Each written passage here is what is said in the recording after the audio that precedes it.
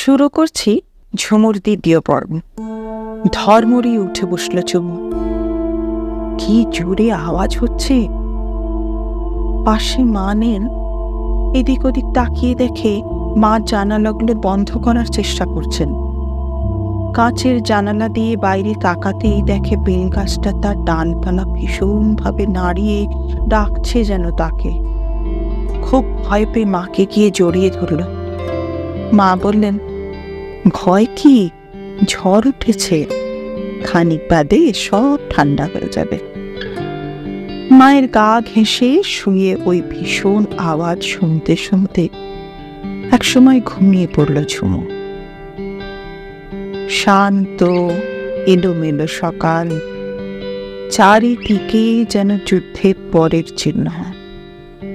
ওং যবা কুসুম সংকাশং কাশ্যপেয়ং মহাদ্যুতিং ধন্তারিং সর্বপাপঘ্নং প্রণতোস্মি দিবাকরং। লাল সূর্যটা কেমন টুক করে গাছের ফাঁক দিয়ে ওঠে, দেখতে ভারী অবাক লাগে। বাবাকে জিজ্ঞাসা করে, সূর্যি মামার মা কে গো? আমাকে তো মা ঘুম থেকে ডেকে তোলে। শঙ্করনাথ বললেন, তাই তো, জানতে গেলে তো তোমায় পড়াশোনা করতে হবে। ব্যাস, ঝমঝমিয়ে সোজা নিচে, টুকটুকে লাল জুতো পায়ে কাকুর ঘরে। দীপঙ্কর তখন স্নান করে কলেজে যাবার জন্য তৈরি হচ্ছে। মানদা তার খাবার নিয়ে সবে সেই ঘরে ঢুকেছে। শোনো পিসি, কাকুর সঙ্গে আমারও খাবার দাও, আজ থেকে আমিও পড়তে যাব। মানদা পিসি আর কাকু ব্যাপারটা বোঝার জন্য দুজনের দিকে তাকিয়েছে। তখনই শঙ্করনাথ মুখে হালকা হাসি মেখে দাঁড়িয়ে দরজার সামনে। দাদাকে দেখে দীপঙ্কর কিছুটা আন্দাজ করেছে বটে। মানদা তাড়াতাড়ি পাশ কাটিয়ে বেরিয়ে যেতে শঙ্করনাথ বললেন, আজ কলেজ থেকে আসার পথে দেখে আসিস তো বিদ্যা মন্দিরে ঝুমুকে ভর্তি করানো যাবে কিনা। সকাল থেকে হইচই। মঙ্গল বাইরে রিকশা নিয়ে দাঁড়িয়ে, মাথায় দুদিকে লাল ঝুঁটি, পায়ে লাল টুকটুকে জুতো, সাদা জামায় সেজে চলল ঝুমু। কিন্তু যাওয়ার আগে থমকে গেল যে। সুমি তো কাঁধে ব্যাগ নিয়ে যায়। পিসিকে জিজ্ঞাসা করে, আমার ব্যাগ কই? সান্ত্বনা বলে, আজকে দিদিমণি তো বই দেবেন, কালকে ব্যাগে করে নিয়ে যাস। সান্ত্বনা রিকশায় উঠলেন, সঙ্গে জলের বোতল আর টিফিন বক্স নিয়ে। মঙ্গল কোলে করে ঝুমুকে রিকশায় তুলে দিল। ছকছকে চোখ, উত্তেজনায় মুখ লাল, বলে উঠল, জানো মঙ্গল কাকু, আমি পড়তে যাচ্ছি। পাশ দিয়ে যাচ্ছিল চুমকির দাদু, হাতে বাজারের ব্যাগ। জিজ্ঞাসা করলেন, কি গো ঝুমু দিদি, চললে কোথায় গো? কলকলিয়ে উঠল ঝুমু, আমি পড়তে যাচ্ছি গো। একটা বড় গেটের সামনে মঙ্গল ঝুমুকে নামালো। সান্ত্বনার হাত ধরে চলল ঝুমু। নলের ঝমঝম আওয়াজটা কি বেশি জোরে বাজছে। পিসির হাতটা আরো একটু শক্ত করে ধরল ঝুমু। লাল রঙের অর্ধেক চাঁদের মতন 3-4টে সিঁড়ি, সেটা পেরিয়ে একটা বড় ঘর। ওপর দিকে তাকালে অনেক উঁচুতে পাখা ঘুরছে। বড় বড় জানালায় ঝুলছে পর্দা। ঠান্ডা ঘরটা। চারিদিক ঘুরে ঝুমুর চোখ এবার এসে স্থির হলো একটা ফর্সা মুখে। চশমার ভিতর থেকে তাকিয়ে আছেন তার দিকে।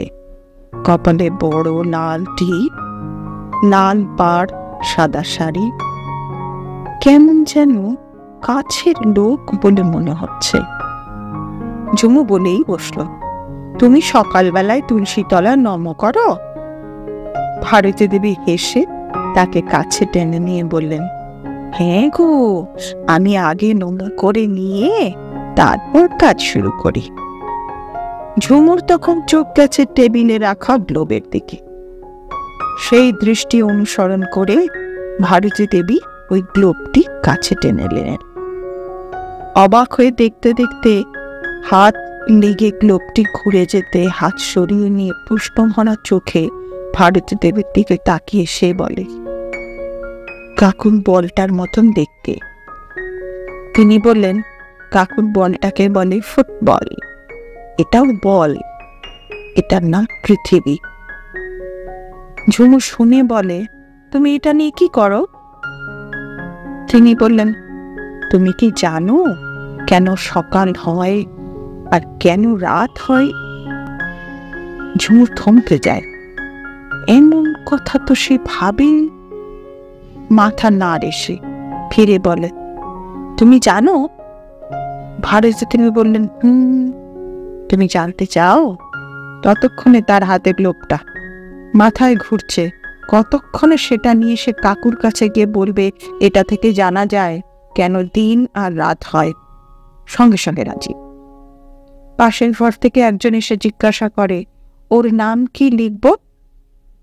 ঝুমুর ভাবনায় পড়ল টান।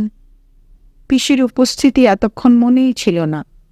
সান্ত্বনা কিছু বলার আগেই সে বলে উঠল, জানো না আমার নাম? আমি ঝুমু।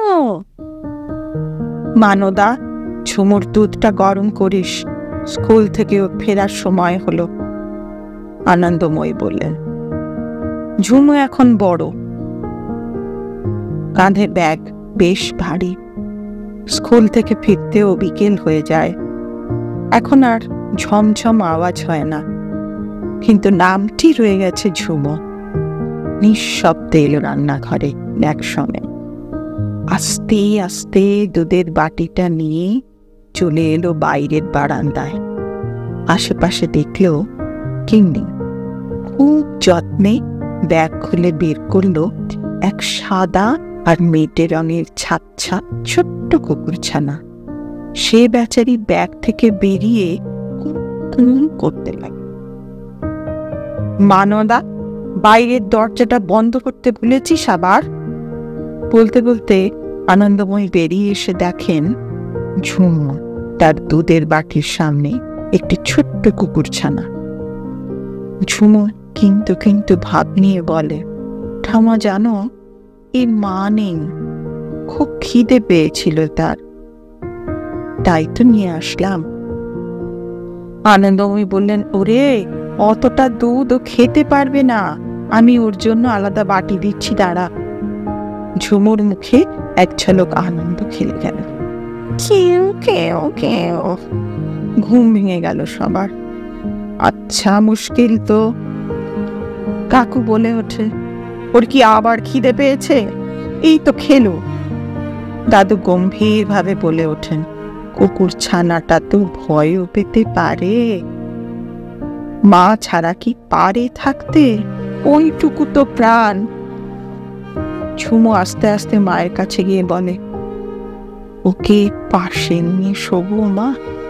মা বললেন, কাল ভালো করে চান করিয়ে দেবে মানদা পিসি, তারপর ওর আলাদা বিছানা করে দেব, কেমন?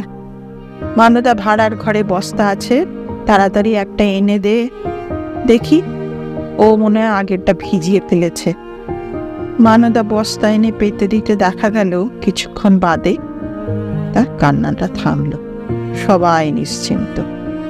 ঝুমুর চোখে আর ঘুম নেই। আচ্ছা মা, ওকে কি বলে ডাকবো? ইন্দিরা বলেন, কাল সবাই একটা করে নাম বলবে, যেটা সবার ভালো লাগবে সেটাই ঢাকা যাবে, কি বল? ঝুমু মাথা নাড়ল।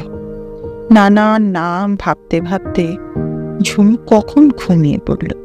স্বপ্নে দেখল সে আর তার নতুন বন্ধু ছুটছে, খেলছে মাঠে। হঠাৎ তার একটা চিন্তা এলো, সে তো স্কুলে যাবে, তখন কে দেখবে ওকে?